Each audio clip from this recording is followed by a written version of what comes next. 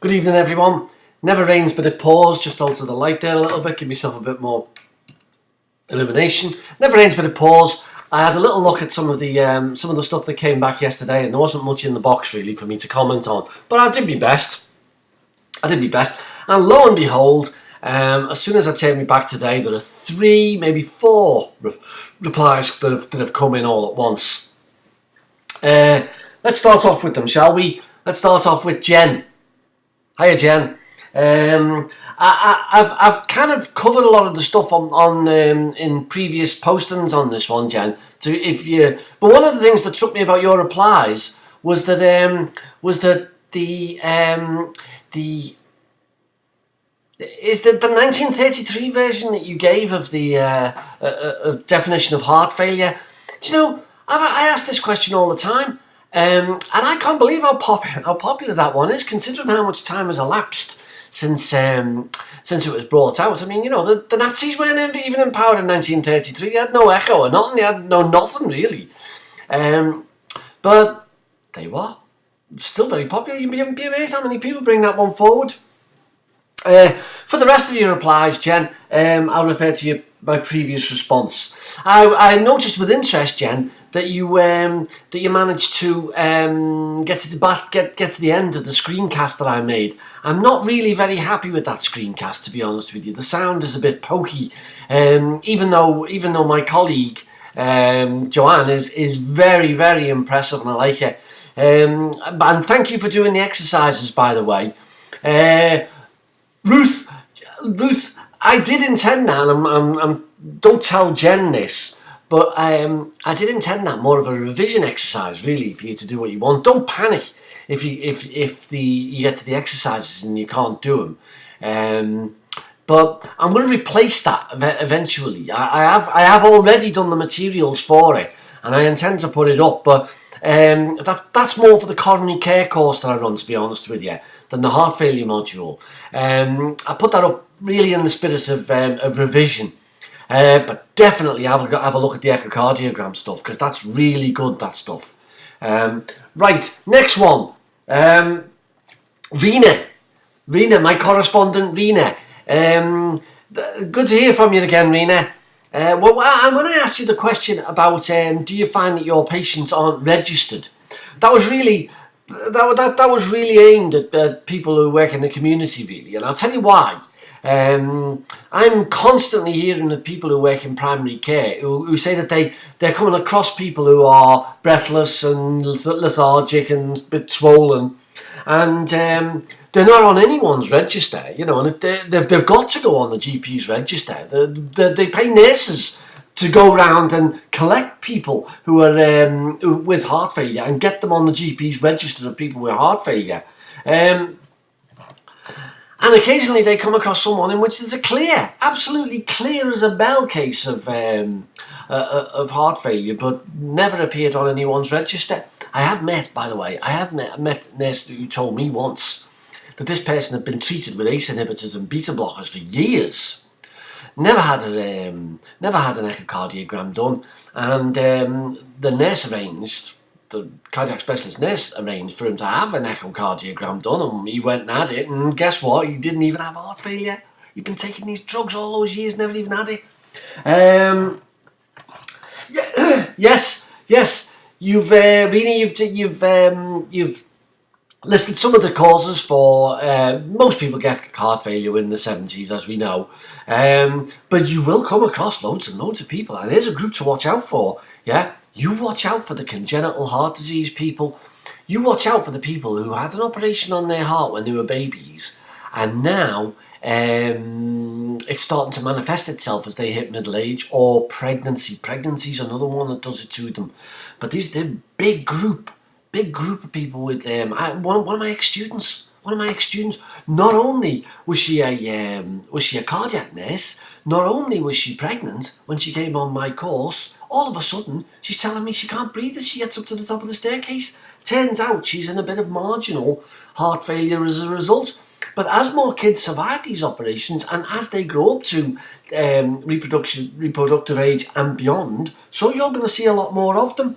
You've mentioned the myopaths, yeah? Oh, yeah, not half. What a tragic group they are. with a small viral infection, you know, a bit of flu, a bit of a cold, and then, you know, don't seem to get over it and seem to get tired, and before you know it, somebody's saying to them, you need a heart transplant. I knew someone that happened to, my mate's nephew, and he said to me, I went to see him in hospital, he's 23, he's just got over a trivial viral infection, and he said to me, I don't even know what they're on about. The only problem I've got is this weird cough, that I can't get rid of. And my ankles seem a bit swollen. Apart from that, I'm alright. You know as well as what his BMP was. And you focus on sudden cardiac death. Absolutely. Yeah, absolutely. And you know what? You look on YouTube for sudden cardiac death, and you know, you see innumerable of those, you know, footballer stories, where a poor footballer, 24 years old or something like that, is running around a football pitch, has a sudden catastrophic arrhythmia, collapses, and then dies on the pitch. There's loads of them. There's absolutely loads of them. I felt like putting one as a link, talking about sudden cardiac death, but it just seems so awful to put a picture of a young man dying to illustrate a kind of trivial point about heart failure. We know it goes on. Sue from South Wales. Lovely to hear from you again, Sue. You've been a bit blank, but never mind, you're back with us now. And thanks for the kind words, Sue. So there's very kind words that you make about the module so far. And I hope you have a really good weekend away with your mates. And take my advice, take with you a bit of a ruler, you can put it down the plaster and get a real good scratch going. As them hairs start to grow back, you can't get the razor down there. You're in for a shock when that plaster comes off. Age of your patients, round about 65 normally. There are some in their 40s, obviously, who've had an MI. What a disaster that's going to be for you in your 40s, taking all those cardioactive drugs, you know what I mean? You're a young man in your prime, age 40, and all of a sudden you've got to start taking beta blockers with its notorious side effect for men. That's going to be a disaster in your life, isn't it? Not half it is. Thank you very much. Thank you very much indeed, Sue, for calculating in a 90-year-old man what the actual number of beats will have been over his life, in the 3 billion mark. Yeah, asking the question: is this a case of a diseased heart, or is this a mechanical device that's just seen the end of its life, really? Incidentally, that is my reason for not going out jogging. I reckon you've got a finite number of beats in your heart, it being a mechanical device, and therefore you don't want to be wasting those precious heartbeats on stupid jogging. It's my case anyway, and I'm sticking to it. Sue goes on to say that to muse really about well, is this a case that your heart just wears out? You know, is this a case of the unwise choices that you've made in your life?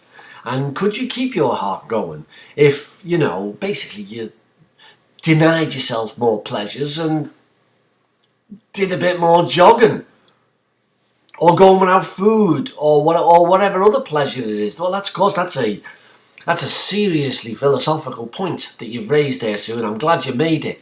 And me personally, I'm very conscious of the fact that if the government tells me that they have it as a government aim to stop me dying of heart disease, I'm not going to say thank you to them until I know what I am going to die of, because I can think of a few worse ways of dying than a quick MI. Ooh, what's that funny feeling in my chest? I'm gone.